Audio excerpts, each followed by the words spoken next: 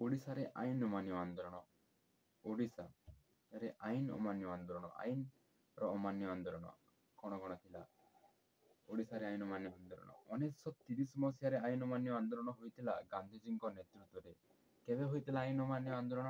ଆଇନ ଅମାନ୍ୟ ଆନ୍ଦୋଳନ ହୋଇଥିଲା 1930 ମସିହାରେ ମହାତ୍ମା ଗାନ୍ଧୀଙ୍କ ନେତୃତ୍ୱରେ। ଏହି କଳିଙ୍ଗ ଓଡ଼ିଶାରେ ଆଇନ ଅମାନ୍ୟ ଆନ୍ଦୋଳନ ହୋଇଥିଲା। ସତ୍ୟାଗ୍ରହର ପୂର୍ଣ୍ଣ ପରି ପ୍ରକାଶ ହୋଇଥିଲା। ଏହି ଯୋଉ ଓଡ଼ିଶାରେ ଆଇନ ଅମାନ୍ୟ ଆନ୍ଦୋଳନ ହୋଇଥିଲା, ଏହା ସତ୍ୟାଗ୍ରହୀର ପୂର୍ଣ୍ଣ ପରି ପ୍ରକାଶ ହୋଇଥିଲା। ଦାଣ୍ଡି ମାର୍ଚ୍ଚରୁ ଆରମ୍ଭ ହୋଇଥିଲା ଏବଂ ଦାଣ୍ଡି ମାର୍ଚ୍ଚରେ ଦାଣ୍ଡି ଯାତ୍ରା ହୋଇଥିଲା। ଏ ଦାଣ୍ଡି ଯାତ୍ରାରେ ଦାଣ୍ଡିଠାରେ ଲବଣ ଆଇନ ଭଙ୍ଗ ହୋଇଥିଲା। ଓଡ଼ିଶାରେ ମଧ୍ୟ ସେହିଭଳି ଭାବରେ ଇଞ୍ଚୁଡ଼ିଠାରେ ଲବଣ ଆଇନ ଭଙ୍ଗ ହୋଇଥିଲା। ସାଇମନ କମିଶନ ପରିତ୍ୟାଗର ଆନ୍ଦୋଳନର ନେତୃତ୍ୱ ନେଇଥିଲେ ହରେକୃଷ୍ଣ ମହତା ଏବଂ ଗୋପବନ୍ଧୁ ଚୌଧୁରୀ। ଇଞ୍ଚୁଡ଼ି ବାଲେଶ୍ୱର ଠାରୁ 16 କିଲୋମିଟର ଦୂରରେ ଅବସ୍ଥିତ। ଏହି ଇଞ୍ଚୁଡ଼ିଠାରେ ଲବଣ ଆଇନ ଭଙ୍ଗ ହୋଇଥିଲା। ଏହି ଇଞ୍ଚୁଡ଼ିଠାରେ ଲୁଣ ମରା ଯାଇଥିଲା ମଧ୍ୟ। ଏହି ଆନ୍ଦୋଳନରେ ସୁରେନ୍ଦ୍ରନାଥ ଦାସଙ୍କର ଭୂମିକାକୁ ମଧ୍ୟ ନ୍ୟୁନ କରାଯାଇ ପାରିବ ନାହିଁ। ସୁରେନ୍ଦ୍ରନାଥ ମଧ୍ୟ ଏହି ଆନ୍ଦୋଳନରେ ବହୁତ ଗୁଡ଼ିଏ ଭୂମିକା ଦେଇଥିଲେ, ବହୁତ ଗୁଡ଼ିଏ ସହଯୋଗ କରିଥିଲେ। ଲୋକେ ତାଙ୍କୁ ସର୍ଦ୍ଦାର ବୋଲି ଡାକୁଥିଲେ ନା।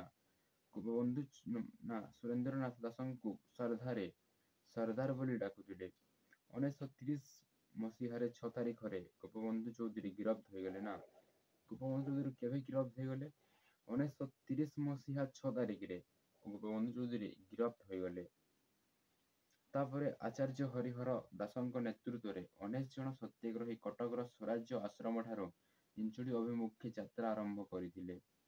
ତାପରେ ଆଚାର୍ଯ୍ୟ ହରିହର ଦାସଙ୍କ ନେତୃତ୍ୱରେ 19 ଜଣ ସତ୍ୟାଗ୍ରହୀ କଟକର ସ୍ୱରାଜ୍ୟ ଆଶ୍ରମଠାରୁ ଇଞ୍ଚୁଡ଼ି ଅଭିମୁଖେ ଯାତ୍ରା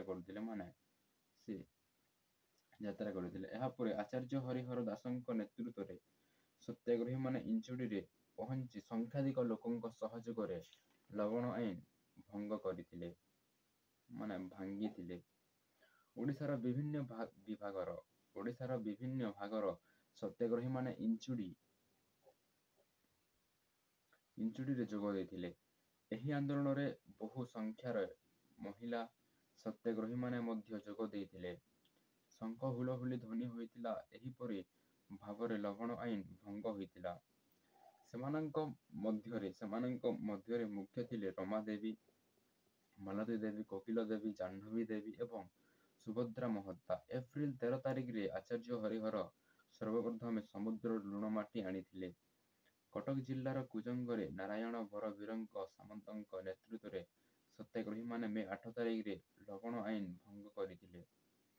ତାଙ୍କୁ ଏ କାର୍ଯ୍ୟରେ ରମାଦେବୀ, ମାଳତୀ ଦେବୀ, ଡକ୍ଟର ବଜ୍ରସିଂହନାଥ ମିଶ୍ର, କୁଜଙ୍ଗର ରାଣୀ ଭାଗ୍ୟବତୀ, ପାଟମାଦେଇ ମଧ୍ୟ ଏଥିରେ ଯୋଗ ଦେଇଥିଲେ। ପୁରୀ ଜିଲ୍ଲାର ଅସ୍ତରଙ୍ଗ, ଚିଲିକା, କୁହୁଡ଼ି ଆଦି ସ୍ଥାନରେ ଲବଣ ଆଇନ ଅମାନ୍ୟ ଚାଲିଥିଲା। 1930 ମସିହାରେ ଏପ୍ରିଲ 16 ତାରିଖରେ ଉତ୍କଳ କଂଗ୍ରେସ କମିଟି ସଭାପତି ହରେକୃଷ୍ଣ ମହତା ଓ ସମ୍ପାଦକ ଗୋପବନ୍ଧୁ ଚୌଧୁରୀ 1.5 ବର୍ଷ କାରାଦଣ୍ଡ ଦିଆଯାଇଥିଲା।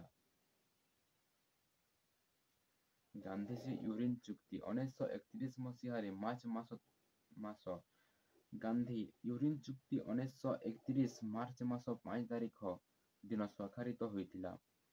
ଗାନ୍ଧୀ ଆଇନ ଅମାନ୍ୟ ଆନ୍ଦୋଳନକୁ ସ୍ଥଗିତ ରଖିଥିଲେ। ଗାନ୍ଧିଜୀ ଏହି ଆଇନ ଅମାନ୍ୟ